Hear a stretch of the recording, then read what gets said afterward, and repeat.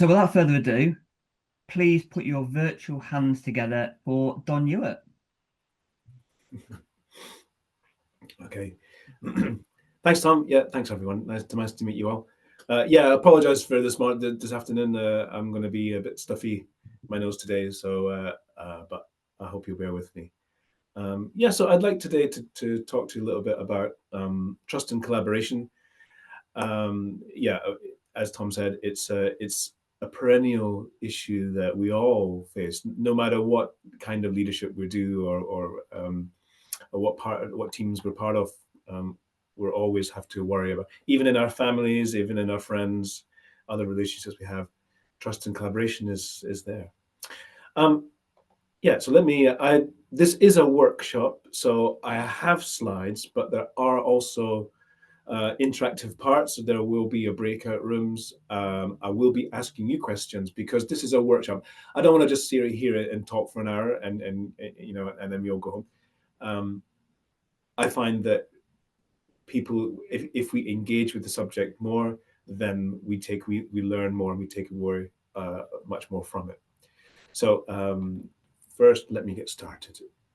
I'm going to share some slides and then we'll get on to the workshop part. So yeah, a little bit more about me. Yeah, so I've been an Agile coach for probably about 5-6 years. Before that, I was a senior Scrum Master.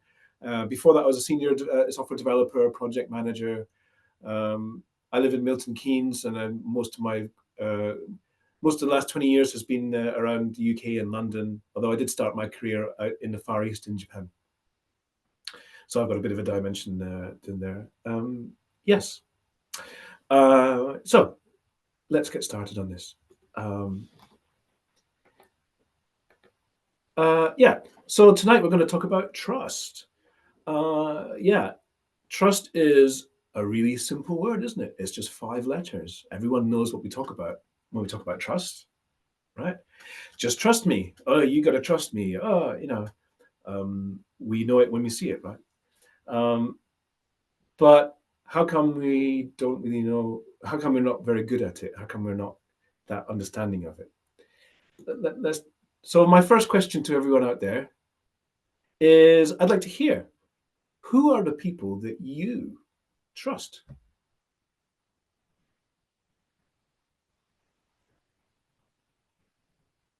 Yeah, who are the people that you trust? Let's hear it. So for me, I've just started a new job and I don't trust many people at the moment, but I do trust people that I've seemed to have found an instant connection with. Okay. Yeah. Yeah. You find a connection. So some people you get an instant connection. Yeah. Someone has said, my mother. Yeah. Hopefully you can trust your mother. Yeah. Hopefully that's a good one. Yeah. Who else do we trust? But for me, it's people that I've built a relationship of over time. Yeah. And I've seen that they've given as well as take. Mm-hmm. Yeah. Yeah. You got to know them a little bit more. Yeah. Yeah. For me, someone who share the same frequency, someone I can connect with it, with him or her, or likewise from them also, you see a reciprocity of how you feel with them. It's the same level of energies that where you can start feeling that, yeah, that's the trust we are building with each other. Right. Yeah. So notice the words you're using, right? Energy, frequency, right? That's really evocative language. That's a really sort of, I can really imagine that now. But what is that? How can I point to how do I know my frequency, right? How do I know my energy? That's right. So this is the slippery thing about trust, isn't it? You know what you mean, but is that a real thing? Huh? Right. Okay. You're quite right. Sometimes it's just a gut. You tell, okay, yeah, I can trust that guy. Yeah. Yeah. It's in your gut, but what is that, right? Absolutely. So next question is, for those people you mentioned, why do you trust them? I think some of you already give an answer, but why is it that you trust them? What's the real thing that they did? Why is the trusting there? They provide safe space, and And again, they are a good listeners. Okay. And also, by the time you are sharing something, you felt not being judged. Mm. So no judgment. Yeah. Yeah. Mhm. That's a nice one. Yeah. Okay. Yeah. Can recognize that. Cool. Okay. All right. Who is it that we don't trust? Who do we not trust? Let's explore this a bit more. So I don't trust people when they don't do what they say they were going to do. Yeah. Yep. That's a very common one, isn't it? Yeah. But is that the only thing? Who? Yeah, So I who said is that? Yeah. the one where they have problem for every solution. Yeah. Okay. Are there any types of people that we don't trust? If transparency is not there, or if they are feeling insecure, they don't trust whatever the communication that you're going to give. Right. So transparency, yeah, and communications. Yep. Okay. I can understand that. Yeah. I mean, when a relationship breaks down, I'm thinking here romantic relationships, but I guess work relationship as well. When it breaks down, you can quickly go from trusting someone entirely to, not trusting them at all. Yeah. Yeah. That's right. In the chat, Chris has said, used car salesman. We don't trust them. Yeah. How about recent politicians, perhaps? That's always a perennial one, isn't it? Journalists, sales. Yeah. Okay. Can we point to things that why we don't trust them? I think all the examples you've just given there, Don, they're people who appear to be trying to put one over you. Yeah. Okay. Yeah. So what are they trying to do? What are they intending to do? Yeah. Inconsistent viewpoints. Yeah. Okay. Yeah. I So- think, well, I just wanted to add a point. Sometimes it can be me. So I don't like my brother-in-law. He's a perfectly nice person. There's nothing wrong with him. I just don't like him. So I wouldn't trust him. But it's not him. It is me. Okay. Right. Yeah.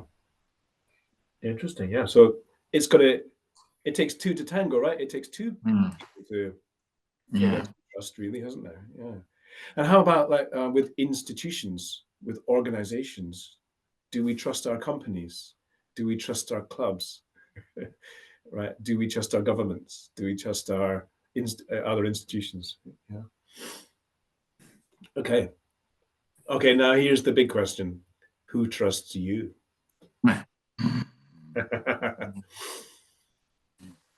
You don't have to answer that one if you don't want, but yeah. Everybody. The better question is, why do they trust you? Why should they trust you? Yeah. Again, don't have to answer these ones. These are more reflection. And okay, now we're getting to it. Who doesn't trust you? Right. Do you know who doesn't trust you? And why is that? Maybe there are people in our lives that we know that, yeah, whatever we do, we're not going to get past something. We're not going to get to that level. But why is that? Maybe it's very obvious. Maybe there's some history there.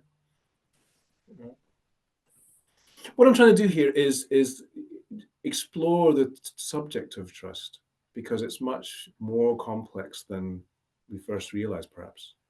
So let's keep going. Okay, so you may have heard of Lencioni's 5 Dysfunctions of a Team. It's a famous book from a few years ago now. And his primary dysfunction for teams is lack of trust. When there is lack of trust in a team, you can't go anywhere. You can't go nowhere. It's so difficult to do anything if people don't trust each other, right? Maybe you've seen it yourselves, right? So trust, we know that trust is important. Okay. But how about this? When do we recognize trust? When can we see it? How do we know it's there?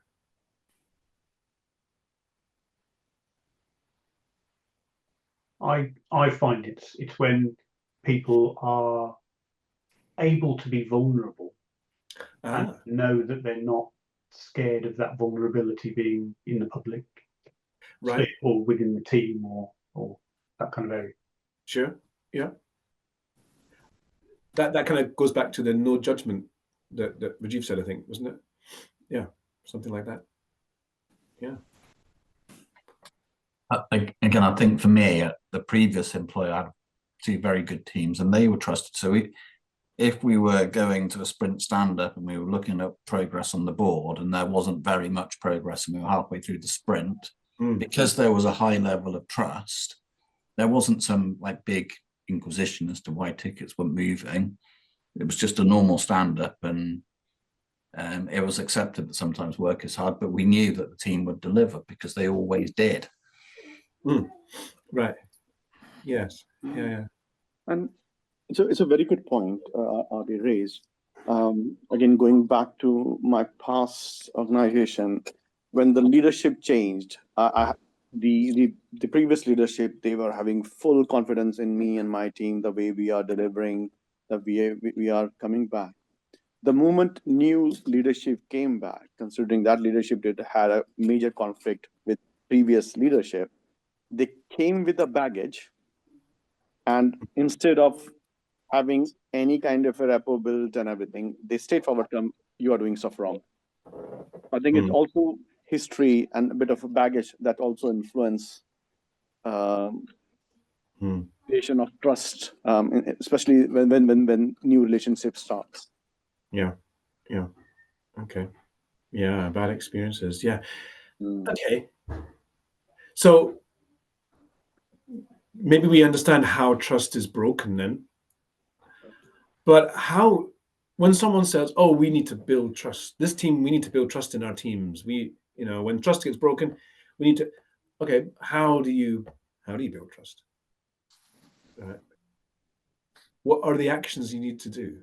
What is it that we say? What do we have to do to build trust?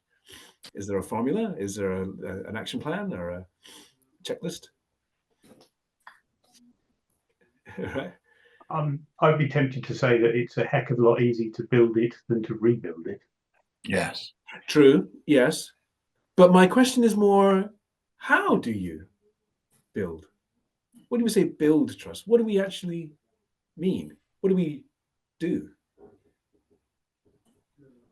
Deliver on what you say you're going to do. Result. Okay. Yeah. Is that enough? Oh no, that's just a start, I would suggest. Yeah. So what else could it be? I'd say lots of communication and making sure that if you're not going to deliver what you say you're going to do, then people are aware very quickly and know what's going on. Okay. So communications, yeah. Is that transparency? Enough? Transparency, yeah. I think what we've been missing a lot, is we haven't got a map of transparency. But good news is someone has made one. And I think this model or a map of transparency might help us. So let me show it to you. It's by Stephen Covey, who's the son of Franklin Covey, who also had a famous book out there, The 7 Habits of Successful People. He wrote a book about the speed of trust. And he says that trust is basically built out of 2 things: someone's character and someone's competence. Right? We trust people who have good character and are competent. Right? But it doesn't end there. He says that character is built from intent. What do people intend to do? What's their purpose? What are they focusing? What are they going to do? And their integrity, right? Are they actually going to do what they say they're going to do? Right? Are they reliable? Right? And competence is, do they have the capability? Are they able to do what they said they're going to do, and results. Are they doing what they say they're going to do? Right. So that speaks to competence. Are people going to do the right job? And then further, he breaks these down even further. So intent talks about how do people care about others? How transparent are they about what they're doing, what their intent is? And how open are they to new ideas and to changing their mind, right? All of that is about intentions. Integrity is about honesty, right? So when Richard was talking about communications and saying when you're going to be late, you should say, that's being honest. It's transparency and it's being honest, isn't it? But integrity is also being fair and having authenticity, right? If someone has a good authenticity about them, they're fair dealing and they have honesty, that builds their integrity. Okay. For competence, for capability, that is more simple things: skills, knowledge, and experience.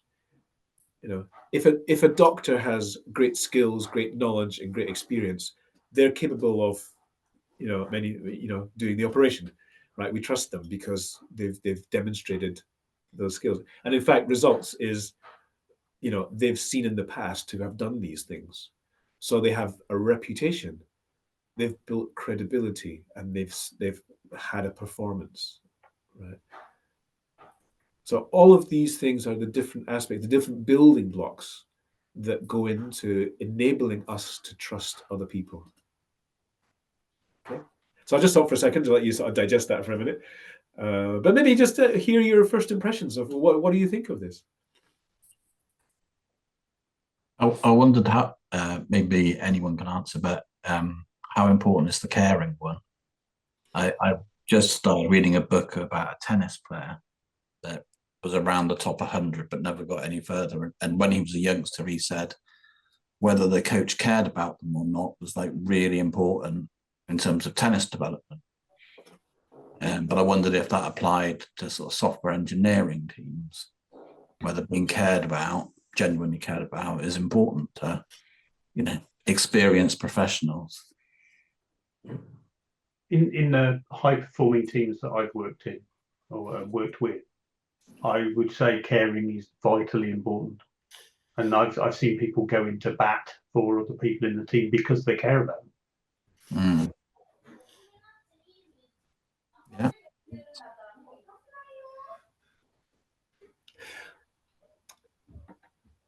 I find one of the things here is if you take away caring or if you make it a negative, like someone doesn't care, does that change the way you trust them?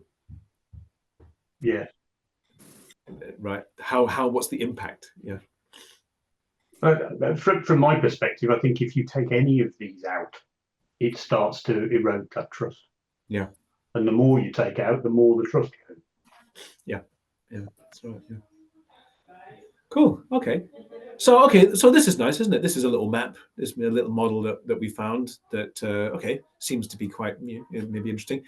Let's see maybe how we can use this. Okay. Let's do a little workshop. So I'm going to keep sharing, but I will also give you in the chat room, I'll give you a link to a mural board that I have.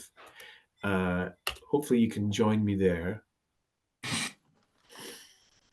And we will see what we've got here. It looks like this. Let me know if there's any issues getting in there. I can see folks joining. Yeah.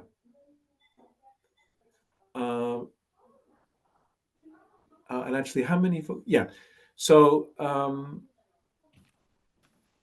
yeah, actually, I meant to check how many folks we have. We've got 11. Okay. Since there's 11 of us, we could probably do this together. Yeah. So if we all just focus on room 1, which is the first in the line there. Yeah. So if you can zoom in on room 1, if you can find that. Yeah. So you see, I've got the trust matrix there, just for reference. So if you've used Mural before, you know that on the left-hand side are the tools you can find image search.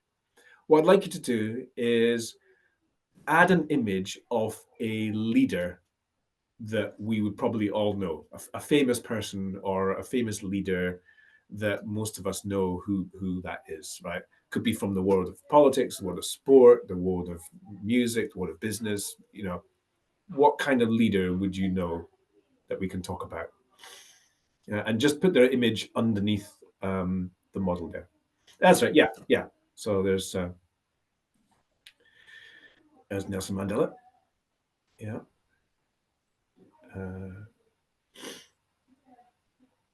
If you don't find an image, just add a sticky note as well. That's fine too. Okay.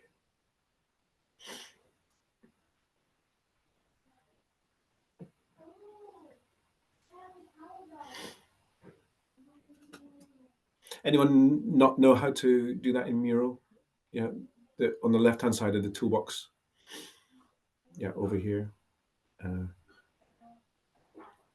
If you seem to be clicking things and it's not working, you're probably on my screen rather than your Mural. Yeah, that happens.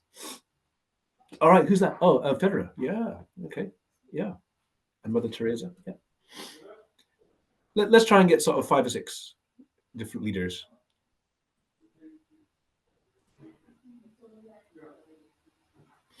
Musk, Elon Musk. Okay. Sir Alex. Oh, wow. Okay. Oh, there's a Manchester United fan here. Oh dear. I remember him when he was at Aberdeen. So yeah. Oh, no, true. Somehow it's not working for me. I'm trying to add Trump. You're trying to add Trump? Oh, well. Yeah, it is. Are you getting there? Is it working for you? No, it's not working somehow. Yeah. Maybe I can do that for you. So if it's Yeah, if you can, yeah. I'll go to here, right? And if I do, all right, any particular image you'd like?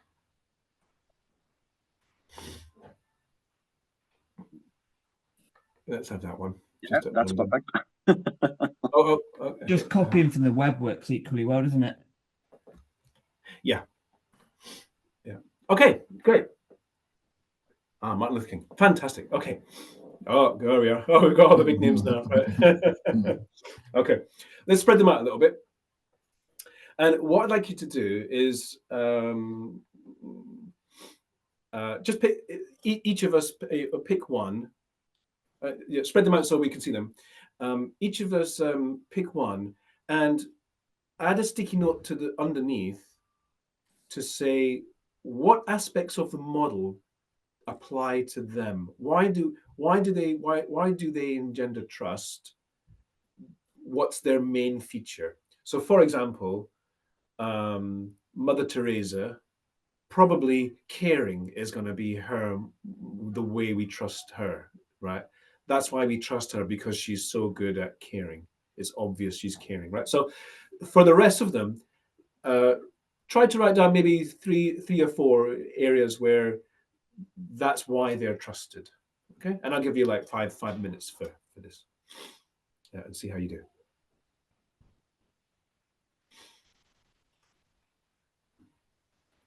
Oh, come on, not all areas apply. Let's maybe where's the focus? Let's focus, because otherwise it's, you know, the operation here is to make us think about it. So Federer, skills, right? Got to be skills, surely. Yeah. One of them. Yeah. Yeah, but what else? What else? How else does he engender trust?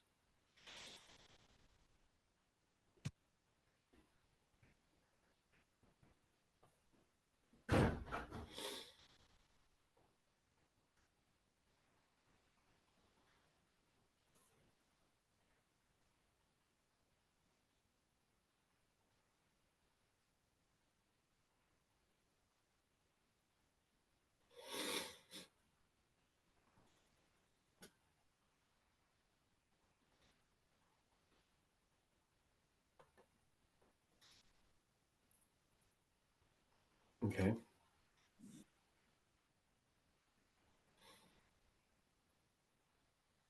Okay. Try to get a few more. So Musk has only got one, and Ferguson's only got one. You know, Mother Teresa's only got one. Who's the footballer? Who's that? That's who's the footballer in red? It's a bit of an old one. Is it in the 70s footballer from Liverpool? That's Franz Beckenbauer from Germany. Oh, sorry. Okay, right. But it's an old picture. Yeah. Okay, so let's put. So yeah, skills. But is that the only thing that he's known for trust? Well, I think that's how you spell his name, but correct it if I'm wrong.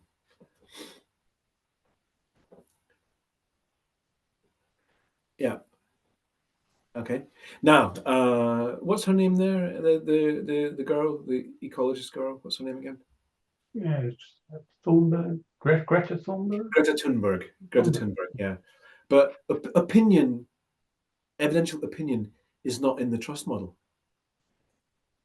Mm-hmm. Yeah. We all have an opinion, but that's not why we're trusted.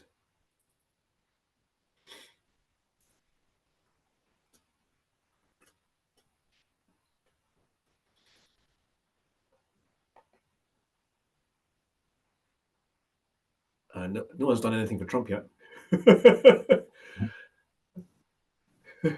There might be a reason for that. Okay, so great. You've got some words there. That's brilliant. The next question. It's always good to have a second question. The follow up here is, what have they done? Pick one of the words that you put, and put another sticky to say what have they done to build that trust. So, for example, Federer, he got skills on performance. What has he done to show that? Well, obviously, he's won Wimbledon, several times. He's won 20 Grand Slams. So that's what he's done to build that performance, to build those skills. Actually, performance, yeah, right. So it's not just about the attribute that they have. It's what did they actually do to show that we can trust them.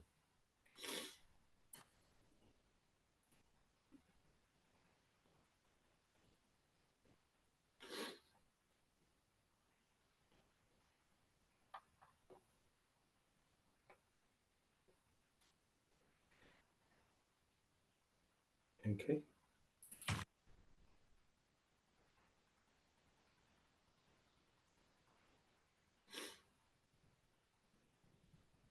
Yeah, Beckenbauer won the World Cup. He built his reputation. That's his performance, right? He's building credibility there, and of course skills. Yeah. Okay. I'm struggling a bit here, Don. I'm trying to sum up Nelson Mandela in about 3 words. Yeah. I mean, difficult. Yeah, but yeah, I think you go. Yeah, even after oppression, he was preferred to talk. Yeah. So fairness, maybe. Yeah. Caring.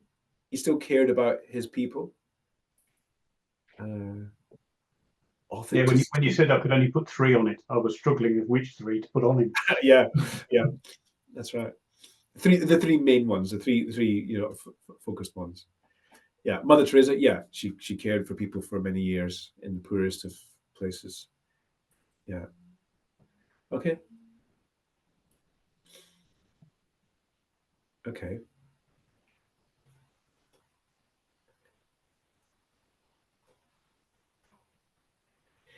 Okay. So let's do this once more. So now let's do it for people who have who we don't trust. So if there's anyone here, or if you want to add more pictures of someone who don't trust, and again, highlight the area why we don't trust them. What's the main reason why we don't trust this person?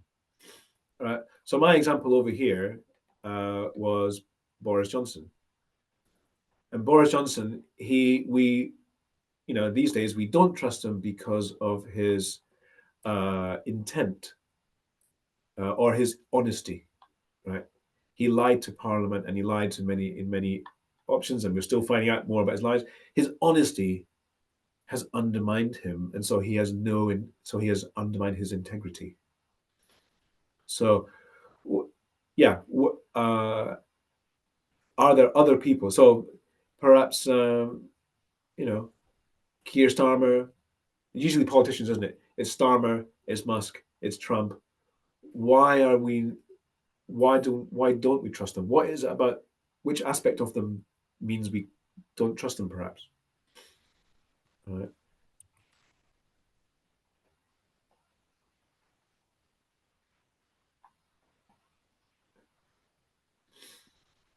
I was going to say the same thing, Christian, but you got there before it. Lack of everything. Yeah. Well, if you're talking about Trump, let's see.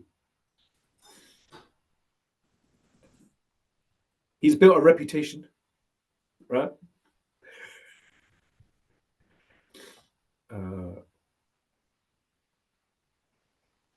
Yeah, that's probably about all. How about someone like Musk? What is it about him that the reason why perhaps he's not trusted?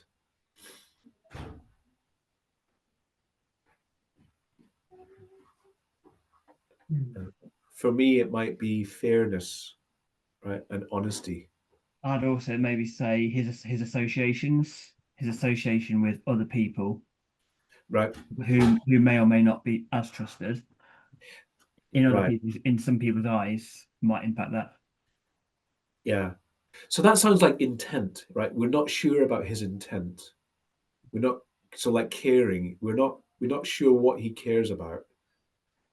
And so that is maybe undermining his trust or our trust in him. Yeah. So you see how this works. This is how the model can help us. It can give a little bit of nuance or a deeper dive into the reasons why we don't trust someone, right? Or right? Maybe different aspects of it, rather than just a blanket, I don't trust them. Okay, next question is, think about your team. Currently, whichever team you're in, if you're part of a development team or you're part of a functional team or whatever team you are, okay, how is your team trusted?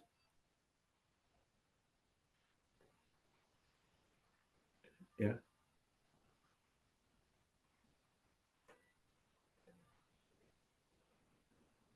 Yeah. Would anyone like to say?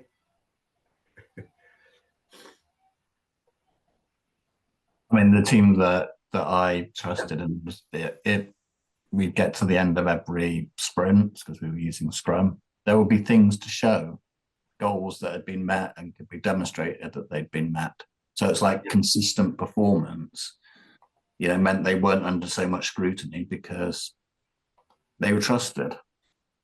Yeah. So they were, and that sounds like they're being transparent and honest, right? Yes. So yes. they might score highly there, right? Yeah. Yes. Yeah, thanks.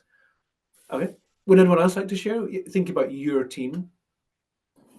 What about your team makes them trusted?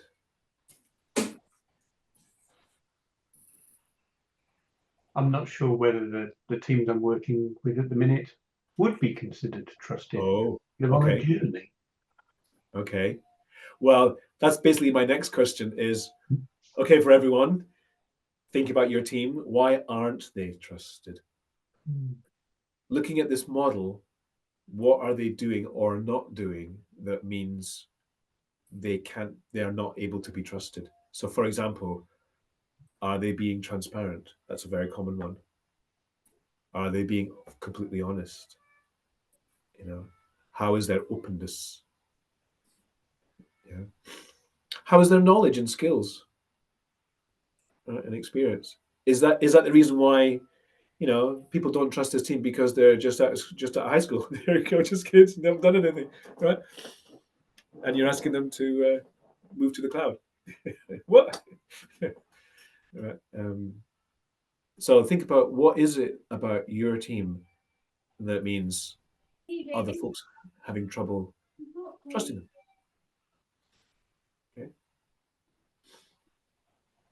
Okay. And now for the big question. Now, using this model, look at yourself. What in this model allows people to trust you? What are you good at? Are you showing your honesty? Are you showing your care? Are you open and transparent? Do you have good knowledge? Right. And of course, the other part of this is, what is it here that is stopping people from trusting you? What are you doing or not doing that means people have a hard time to trust you, right? So again, is it just a lack of experience? Is it just a lack of knowledge, right? Or is it more openness, authenticity? Right? If you can identify what that is, and there might be clues in how people give you feedback, how people ask you stuff, or what they want to measure you, right? If you can identify which area needs attention, then you can start some actions, right? Then you can start to repair the damage or do something about it. Yeah. So if someone is saying, if it's because of lack of knowledge, okay, let's do some training. Right? If it's lack of transparency, okay, let's talk about communications. Right? Let's talk about doing reporting. What other meetings do we need?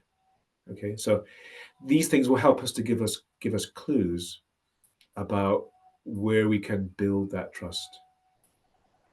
Okay. But okay. Can I ask a question at this? So imagine that you're not trusted, me, an individual isn't trusted.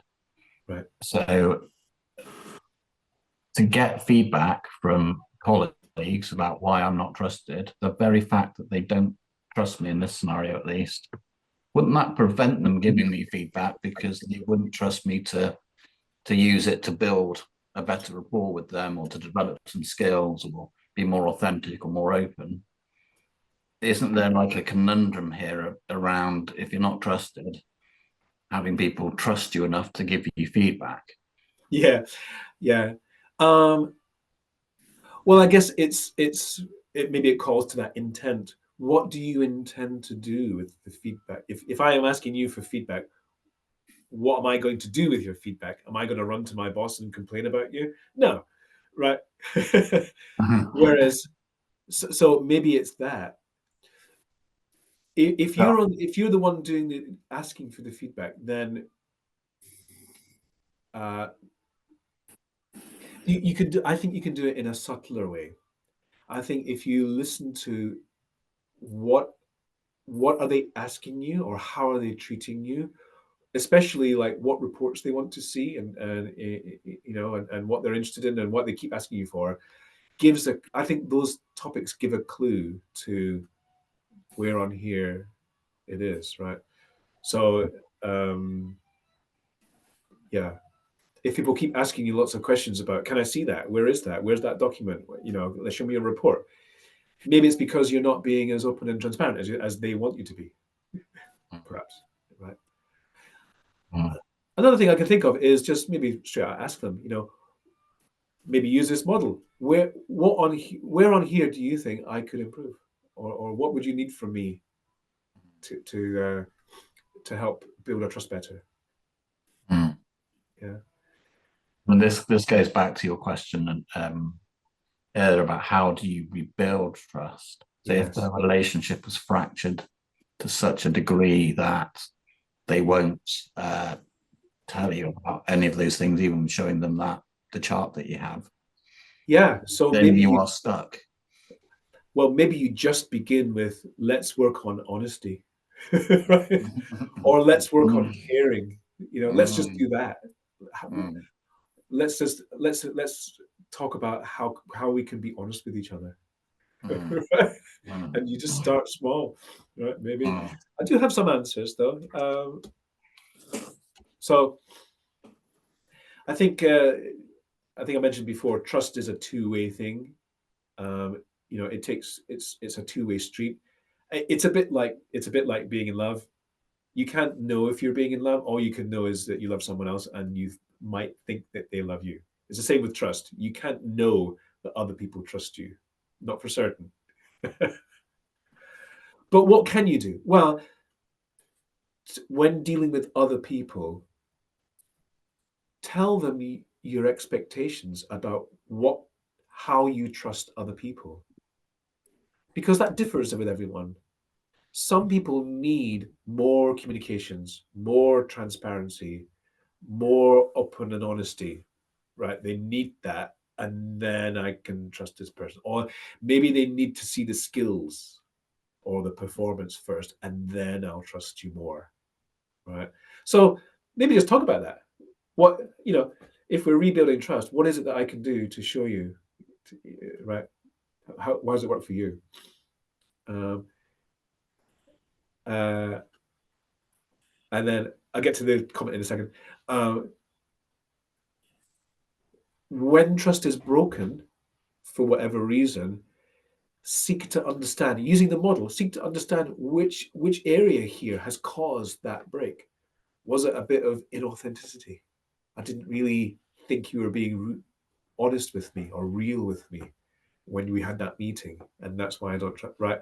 And then you can start to talk about it, repair the damage, if you can identify it first. And of course, the second one is, if someone has broken trust with you, you can decide to forgive them or not. Right? So forgiveness is the opposite. When trust is broken, but let's be seen to forgive them. Don't let it hang in the air like, I actually forgive them, but I'm not going to tell them that in case they do it again. That's not good. Right? In the chat, what do you say? Oh yeah. In my recent experience with joining an existing team to help solve their troubles, I found you have to be very overly honest. Yeah. Well, yeah, that's right. Sharing your own mistakes. Yeah. Sharing your own mistakes is you're being open, you're being honest, you're being authentic. Right? And especially if you're in a leadership position, if you're doing that, then you're setting the example you want them to follow. Yeah.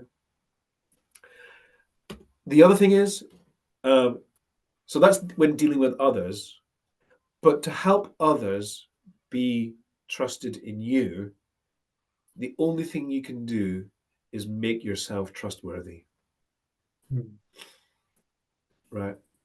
Use that model to make sure you are being as trustworthy as you think you are, right? So talk about your skills, talk about your knowledge. If it's lacking or it's great, talk about your results that you had before.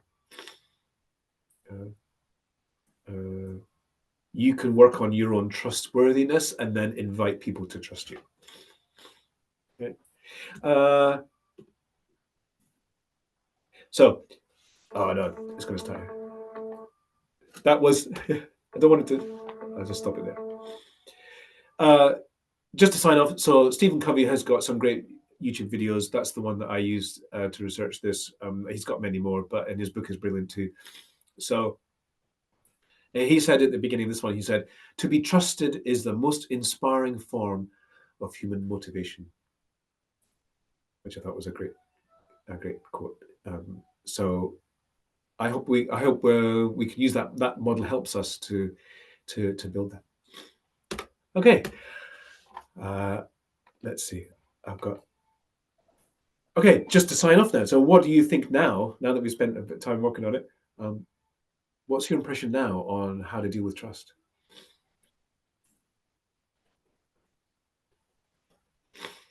Any thoughts? I would say that I agree with what you've said there, Don, about you've got to start with yourself, and you've got to show by example, and that's where the vulnerability comes in, I guess. And we're not all going to be perfect. I think I'd challenge you a little bit on whether it's the only thing you can control. I think if you do gain that trust from other people coming in the other direction, you can then start working with them on their level of trust because they've experienced by giving it to you. So that's kind of like next level on from your own internal company. Yes, I mean that you're applying it there. All I'm saying here is that we can't know if other people trust us or not. Yeah.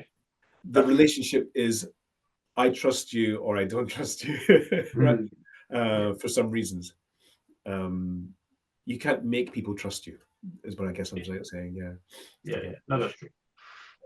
And also remember, this is not just individuals. This works for teams, right? So teams should do this too, and organizations.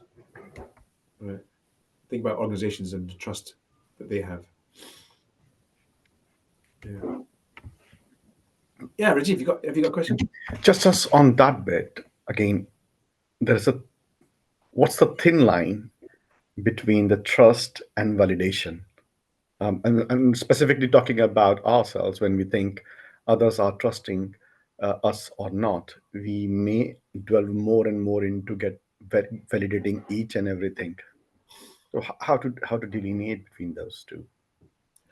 Oh, I'm not sure. Yeah, a validation of what that would be of ourselves or our work. For ourselves, yeah. I think that must come only through. Well, I wouldn't know.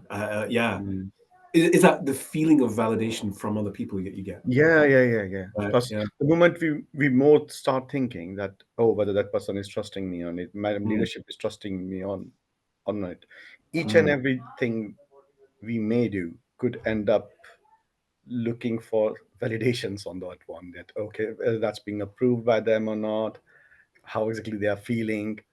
Yeah. So what's the pragmatic way to not getting into that mode and still looking that it's the right thing I'm doing? I guess what you're saying is, how can we know that people are trusting us without checking on them and asking them all the time? Because that's not good. Yeah, I'm not sure. Maybe others have an answer here. Is it Andy? I was just thinking about how you could extend this even further than you have in this sort of short session, in that you could get a team together and then as a team, ask the team to give a number, say like if for caring, say they think they're a really caring team, they care about the work, they care about each other, they'd give a 10, but say their knowledge is limited, they might give a 4. And then as part of the session, you then ask the team which 3 out of all those they wish to work on to improve them. Yeah.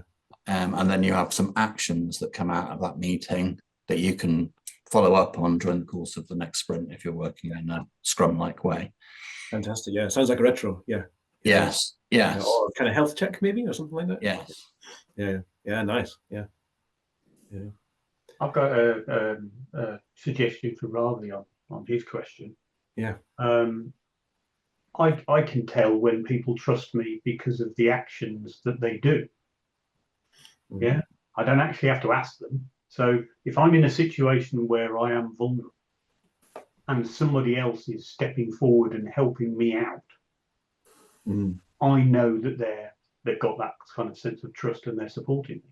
So for me, it all comes down to that kind of servant leadership element and put yourself out there and do the thing that we all think we should be doing, and give people the opportunity to show that they trust and support you.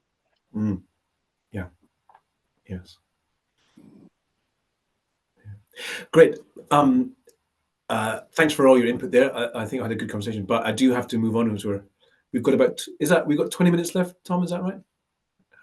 Yeah, let's go. We can get to about past.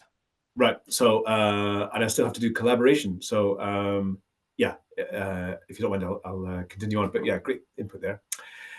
So next one, yes, let's talk about collaboration. So trust and collaboration often go hand in hand, right? We want the collaboration, but it depends on having trust first. So that's why I often do these things together. I have my particular theory of collaboration. So again, it's a word that is often misunderstood. If I ask everyone what collaboration is, it's often misunderstood. So here's what my definition looks like. Imagine two people working on different things. You've got one person on one thing, one person on the other. The output is one thing and then another thing. Okay. You might have two people working together on the same goal, but they're not actually working together, right? They might be on the same project, might be on the same team, but they're not actually doing anything together. So you still get the same output. You get 2 units of output from 2 people. Okay, so that's not collaboration. You can have 2 people who are in conflict with each other, right? And they're so busy in conflict that you get much less than 2, units of work out of them, right? Obviously not collaboration. That's the opposite of collaboration. Because collaboration is when you get much more than 2 units of work out of 2 people. Synergy, right? It's the sum of the parts is more than the individuals. So that's what real collaboration is. I find that often people say, well, we're in a team, and you look at the team and they're all siloed. They're all working on different user stories. Yeah. They're not actually talking to each other. And stand-ups are just statuses on 7 different, different tickets. That's not collaboration. That's just working on the same goal. It's not wrong, but it's not as good as it could be, perhaps. Okay, so that's collaboration. Okay, so some questions. What do we see, or what do we hear, or what do we do when we collaborate? If you saw a couple of people in a corner of a room collaborating, how would you know? What would you see them do? I think That's- my Yeah. thing would be that there's a conversation going on. It's not just Yes. one person talking and representing their thoughts. It's bouncing between the two. Yep. So sharing ideas, maybe, yeah. And I was getting a call. Yeah. Okay, and maybe what would you hear? Or what would they be doing? There's questions, there's answers, there's intensity, there's passion, there's Right. enjoyment. Right. Yeah. Okay. There's a common goal as well. Sorry. Yeah. You know, in some of my sprints currently, got like 4 goals in a team of 6 people. All right. I think, well, they must all be working on their own individual goal. Yeah.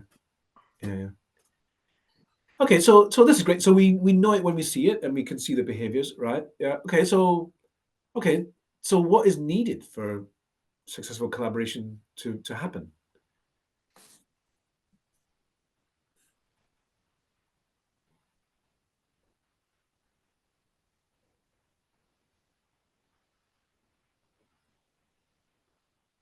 So sometimes to start with the opposite, sometimes I'll hear people say, I don't need to collaborate. I can get it on faster on my own. Oh dear. Okay. Saying it's needed, there needs to be a particular mindset that actually values collaborating. We might have an answer for why people say that a bit later.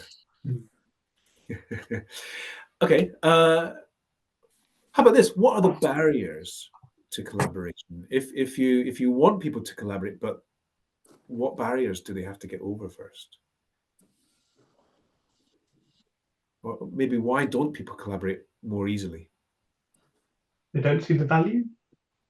Oh, okay. Yeah. They've never done it before. Okay, sure. Yeah, perhaps. Prejudice, misunderstandings. Yeah. Okay. So you mean they don't know how to collaborate, maybe?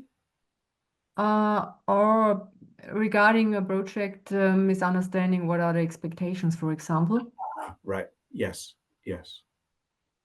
So maybe what's needed for a successful collaboration is, that expectations, very clear. Yeah. Again, I think, especially where I've been before, collaboration is a word that is thrown around all the time.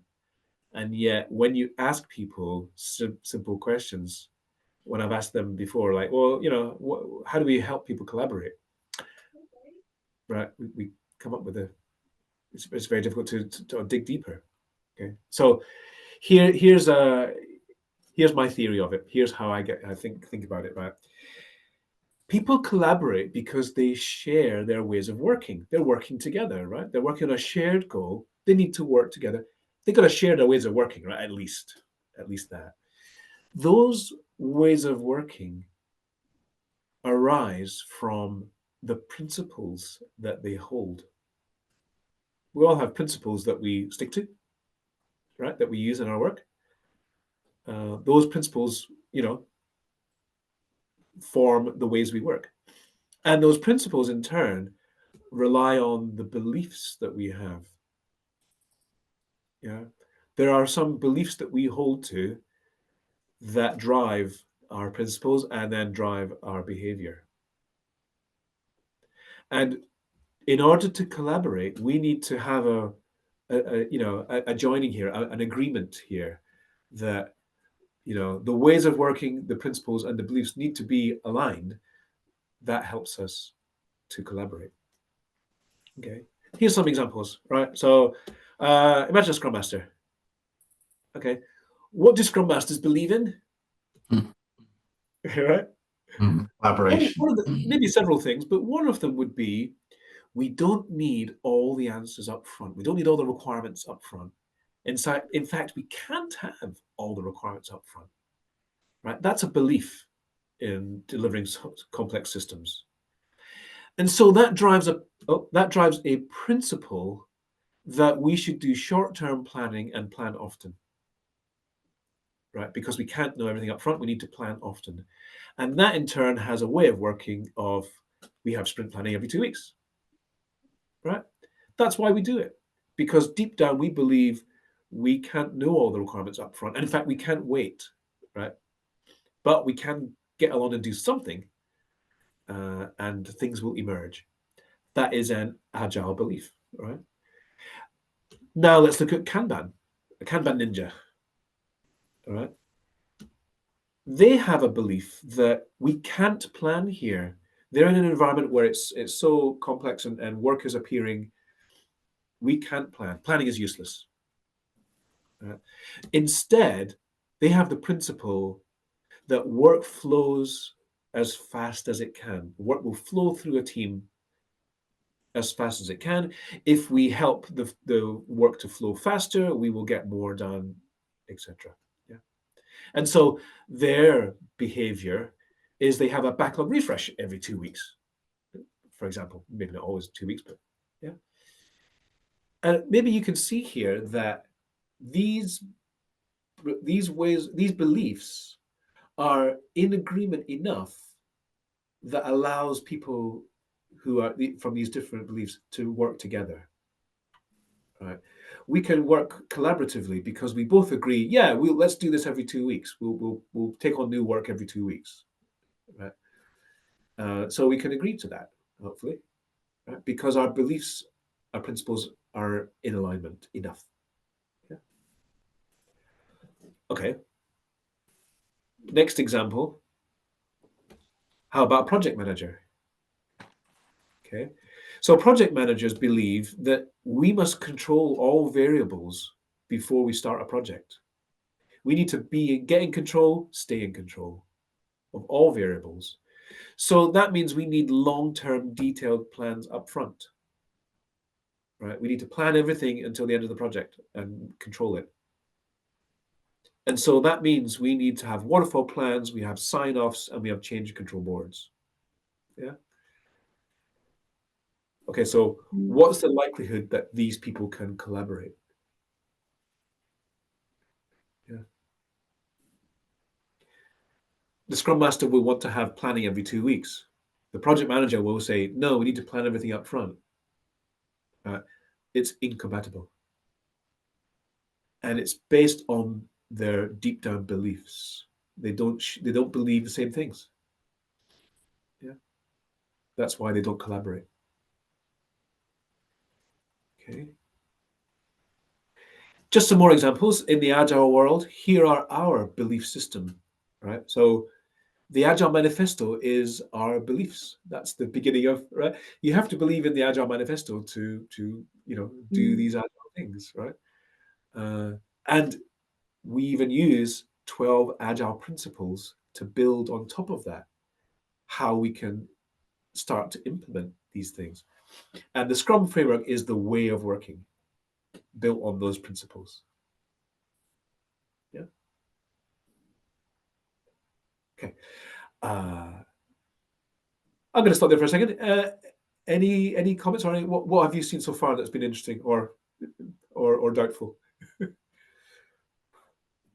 Anything that's controversial for you so far? I would argue that if you've got two people with different beliefs, if they know that they do have different beliefs and what they are, then they can find a way to collaborate. If they don't realise they've got different beliefs, then it's going to be a lot more difficult.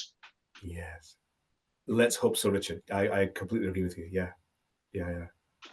That's right. I think. Pardon. Go on, Carmen. Thank you. I think it's a question of mindset. If you have a fixed mindset, you are not able to change your perspective and understand the other, and therefore collaboration is not that easy. Yeah. And also regarding religious belief or something like this, Yeah. there are fixed positions, and you cannot go deeper to find out about the interests. So it's only about positions, and then you go into conflicts. Yep. And therefore it's not possible to solve this conflict. That's right. And that's the great barrier in many religious conflicts.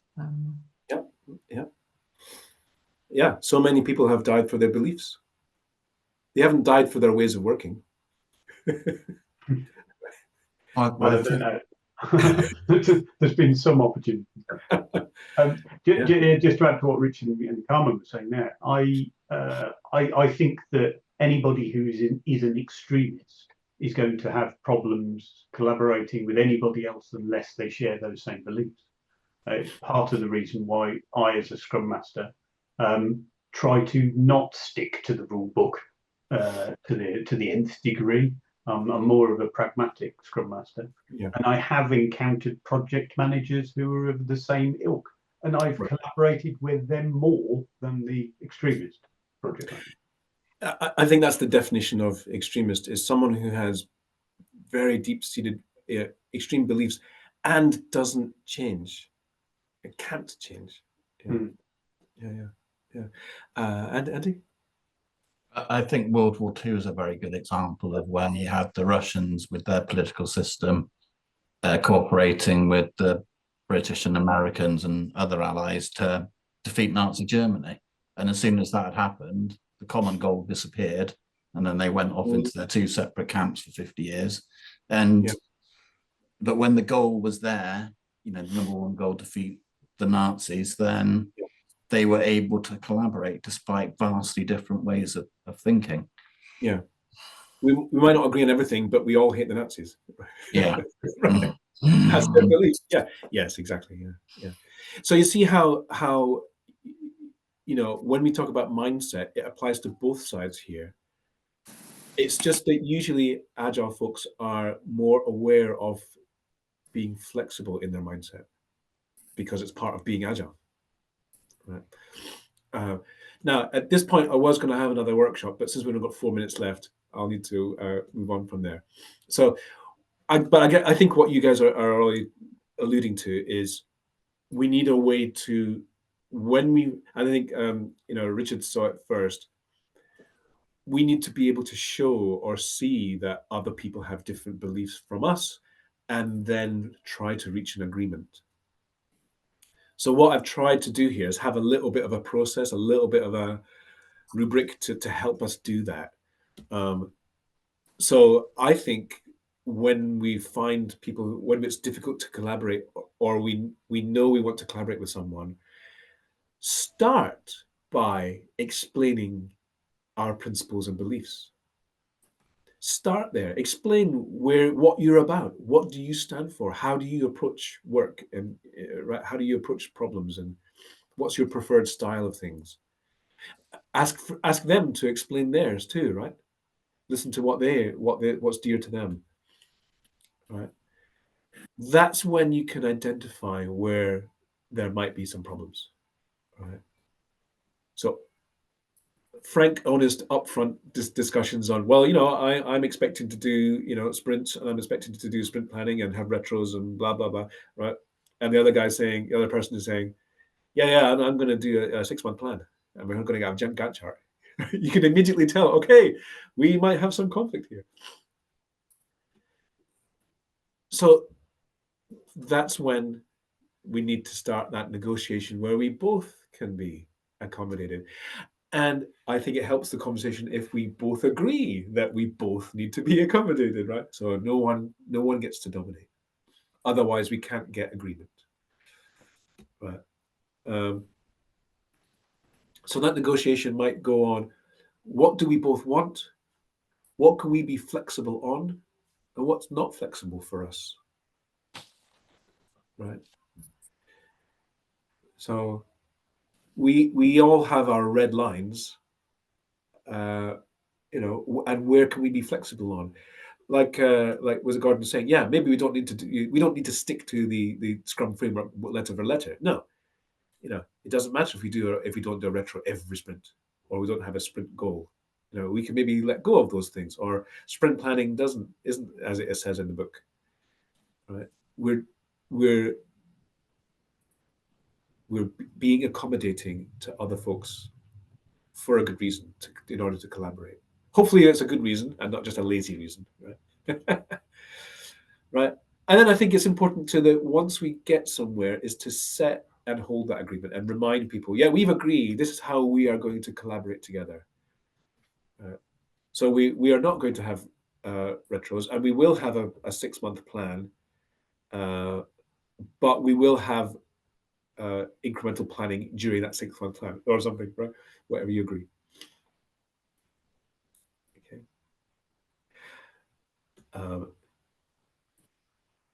The rest of this would be, how do we prepare and show up for that conversation? How do you get ready for that conversation with the other person if you know there's potential conflict there? And what happens if you don't reach an agreement? You get to a point where you've negotiated for hours and still can't agree. What do you do next?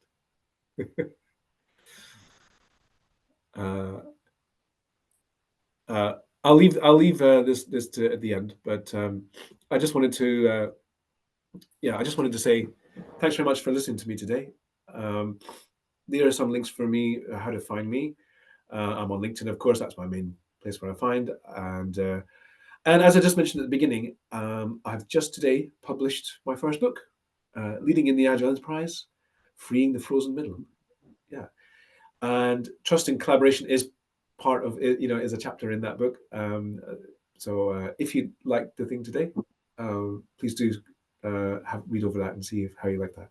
It's available in Kindle at the moment, and next week will be paperback.